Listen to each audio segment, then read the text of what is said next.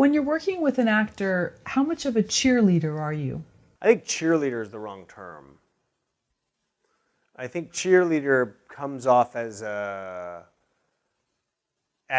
you're supporting in a way that is not, it doesn't feel necessary, or it feels, what's the word? I think that makes it sound trite or superficial when you say cheerleader. I would say that you have to support an actor. Actors, there's a great line, there's a great joke that someone said that, like, if actors had tails like dogs, they'd be wagging them all day. And that they want, that they need attention, or that you need to give them attention to kind of get what you want out of them. I don't think, I've worked with a lot of actors, and I feel like if you're just really being real with them, you get a lot of responses out of them. Without actors, this business would be nothing. I mean, we'd be shooting landscapes. So there's this amazing, and they're an amazing necessity that you have to kind of rally behind, which now sounds exactly like cheerleading, but you have to support them so that they feel comfortable to pretend to be somebody else, or so that they feel comfortable to push themselves to cry in front of strangers, to have sex or simulate sex in front of strangers, with strangers. I mean, you have to, it's not about cheerleading, it's just about making them feel safe to do their art, or to really move around the world you're creating as the character that you guys have developed. I mean, I have really great relationships with a lot of actors, and I always try to tell them that, look, I'm going to just try to put the camera in the right spot and not get in your way so that you can do what you need to do. And half of that, and I say that to them so that they feel, okay, great, this guy's just not going to put the camera right in my face and I have to do everything around wherever he wants to put the camera. But it's kind of more of a metaphor, because sometimes I do go like, okay, look, now I need you to do this because I got to put the camera right here. But it's just more to be like, look, if all I do is put the camera in the spot that's out of your way, and you do what you need to do, that to me is going to bring us the best story. And it's just more about developing the relationship of, this is great, that's good. I think we went too far there. I don't think anybody wants to just be cheered on the whole time. I think, it's like I said about, it's like I was talking about someone reading your script. Actors can smell bullshit too.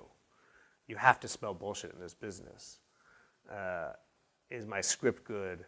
Yes, it's good. Was that take good? That take was great. I mean, they want a real note too. And sometimes you'll go up to an actor and they'll be like, let me just do that again. And you go like, yeah, go ahead. Like, don't just make, everything can't be amazing, or else why are you still doing it?